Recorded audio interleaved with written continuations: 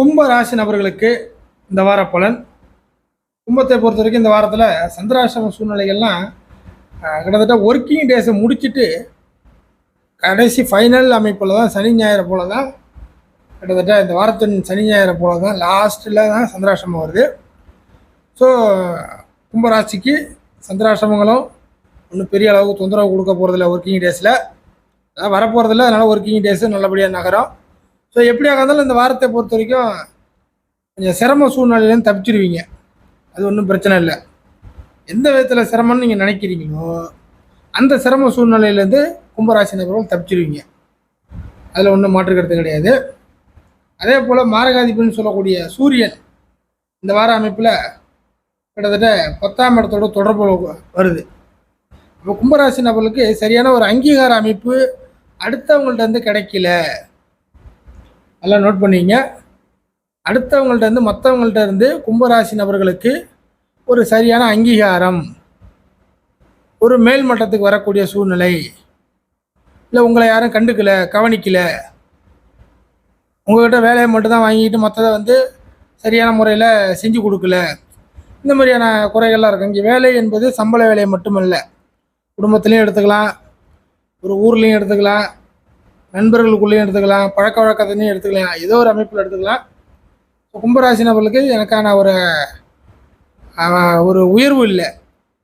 So அடுத்தவங்களுடைய சூழ்நிலையை மட்டும் தான் நான் பார்த்துக்கிட்டு இருக்கிறேன், என்னை யாரும் கண்டுக்கல, இப்படிங்கிற அந்த ஆதங்கங்கள் இந்த வாரத்தில் கொஞ்சம் முற்று பெறுகிறது, முடிவுக்கு வருது.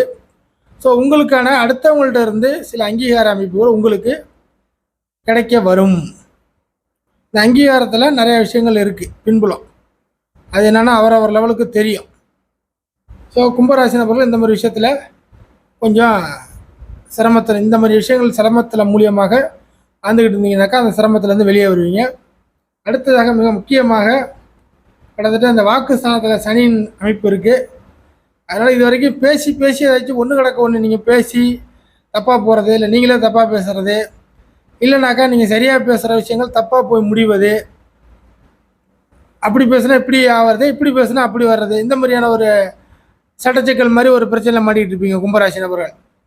இப்படி பேசுனா அப்படி போயிடுறது, அப்படி பேசுனா இப்படி வந்துடுது, நம்ம என்ன தான் பேசுகிறதுன்னு தெரியல, இப்படிங்கிற மாதிரி பேச்சுவார்த்தையின் மூலியமாக தோல்வியை மட்டும் அடைஞ்சிக்கிட்டு இருந்த கும்பராசி நபர்கள் அந்த பேச்சுவார்த்தை தோல்வி கிட்டத்தட்ட அதுவும் முடிவுக்கு வருது. ஸோ இதுக்கு மேற்பட்டு உண்மையை மாதிரி ஒரு வழி பாதையாக ஒரே மாதிரியான பேச்சுவார்த்தை அமைப்புகள் நீங்கள் பேசுகிறத கரெக்டாக ரீச் ஆகும். இது வரைக்கும் ரீச் ஆகாமல் மாற்றி மாற்றி போயிட்டு இருந்த விஷயங்கள் இதுக்கு மேற்பட்டு ரீச் ஆகும் சரியான முறையில். அல்லது நீங்கள் யாருக்கிட்ட என்ன கொண்டு போய் சேர்க்கணுமோ அதை நேரடியாகவே இந்த வாரத்தை பொறுத்த வரைக்கும் சில விஷயங்களை நீங்கள் நேரடியாக அணுகுவது நல்லதாக இருக்கும்.